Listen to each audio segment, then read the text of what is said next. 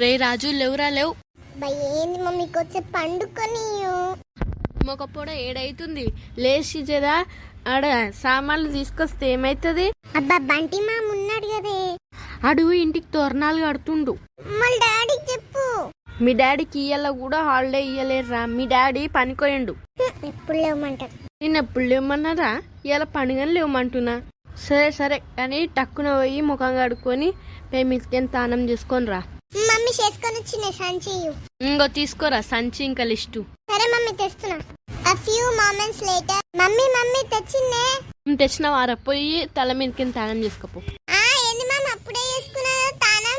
అప్పుడు నువ్వు పై మీదకి చేసుకున్నారా, ఇప్పుడు తల మీదకి చేసుకపో. చీటింగ్ లేదు ఏం లేదు, పోయి చేసుకొని వచ్చి దేవుళ్ళకి పూజ చేయి. మమ్మీ చేసుకొని వచ్చింది పూజ స్టార్ట్ చేద్దాం దా. అవన్నీ మమ్మీ డాడీ ఆఫీస్కి పోయిందన్నావుగా. అరే పండుగ నాడు ఎవరికన్నా హాలిడే ఇవ్వకుండా ఉంటారా? నువ్వు ఇవ్వాలన్నట్లు చెప్పిన.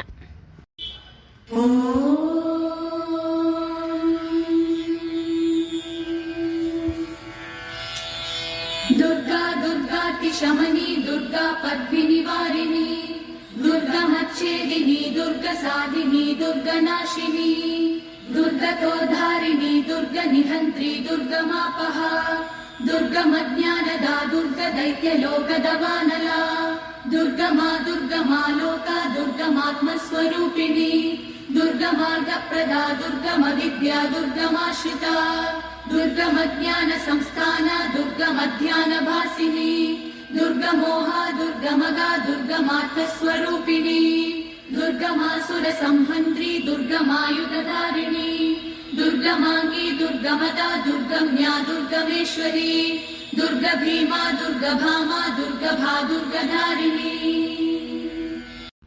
దుర్గా, భద్రకాళి, విజయ, వైష్ణవి, కుముద, చండిక, కృష్ణ, మాధవి, కన్యక, మాయ, నారాయణి, ఈశాన, శారద, అంబిక.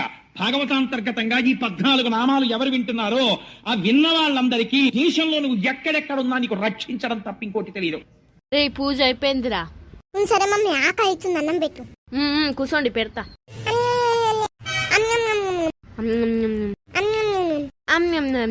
డాడీ మన ఊరి బీచ్ కాడ దుర్గామాతని పెట్టిరంట, పోయొద్దామా?